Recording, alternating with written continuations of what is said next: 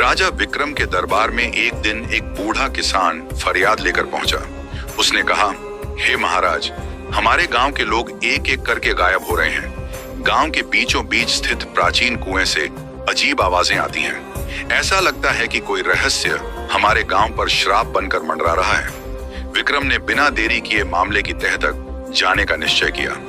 उसी रात जब पूरा राज्य सो रहा था, विक्रम जंगल की ओर निकल पड़े। जैसे ही विक्रम गांव के पास पहुंचे, बरगद के पेड़ से बेताल की कर्कश हंसी गूंजी। ओह राजा साहब, क्या फिर से मुझे झेलने का साहस है? इस बार यह सफर आसान नहीं होगा। मैं तुम्हें ऐसी कहानियां सुनाऊंगा जो तुम्हारी बुद्धि और धैर्य की सच्ची परीक्षा लेंगी। बेताल को अपने कंधे पर उठाते हुए विक्रम ने कहा, तुम जो भी करना चाहो करो, मुझे सच्चाई का पता लगाना है। गांव में घुसते ही विक्रम को अजीब एहसास हुआ। वातावरण में अजीब सा सन्नाटा था। ऐसा लग रहा था जैसे पूरी जगह किसी अदृश्य शक्ति के कब्जे में हो। गांव के बीचों बीच खड़ा वह पुराना कुआं ठंडी हवा के झोंकों के साथ रहस्यमयी फुसफुसाहटें करता प्रतीत हो रहा था। बेताल बोला, विक्रम, इस जगह की कहानी सुनोगे?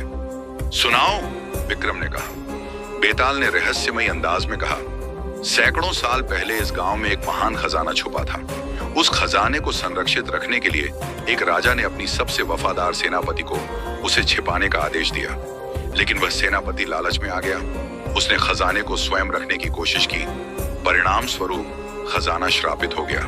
अगर इस खजाने को आजाद करना हो तो पहले यह बताओ, क्या खजाने को छुपाने वाले को दंडित करना सही था या नहीं? विक्रम ने उत्तर दिया, लालच के कारण राज्य को नुकसान पहुंचा, उसे दंडित करना सही था। लेकिन असली न्याय तब होता जब खजाना राज्य के लाभ के लिए उपयोग किया जाता। बेताल हंसा और बोला, सही उत्तर, लेकिन यह तो सिर्फ शुरुआत है। कुएं की ओर बढ़ते हुए विक्रम ने देखा कि कुएं की दीवारों पर प्राचीन चित्र बने हुए थे। चित्रों में एक राजा और एक सैनिक को खजाना छुपाते हुए दिखाया गया था। तभी कुएं से एक भयानक आवाज आई, कौन है जो मेरी शांति भंग करने आया है?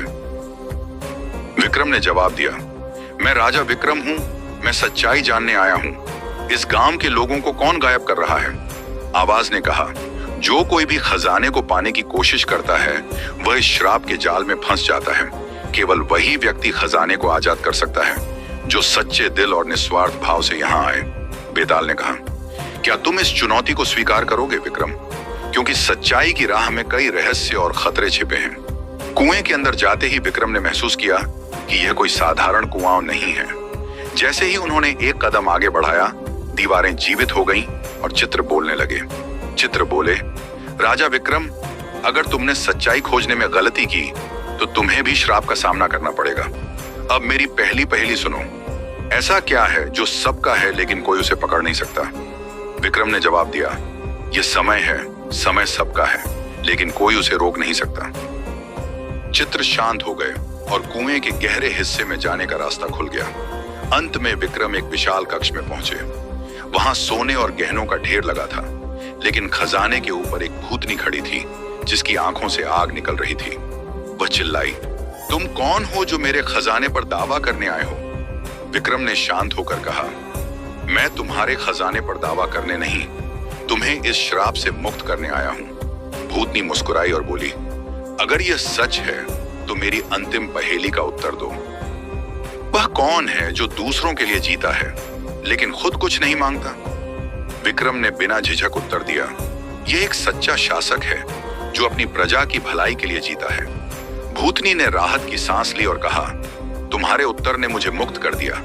यह खजाना अब तुम्हारा है, लेकिन इसे केवल अपने राज्य और प्रजा के कल्याण के लिए उपयोग करना। गांव पर से श्राप हट गया है, अब यह जगह फिर से आबाद होगी।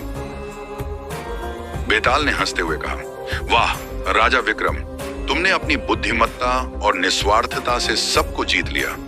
लेकिन याद रखना, हर रहस्य में सच्चाई तक पहुंचने का साहस होना चाहिए।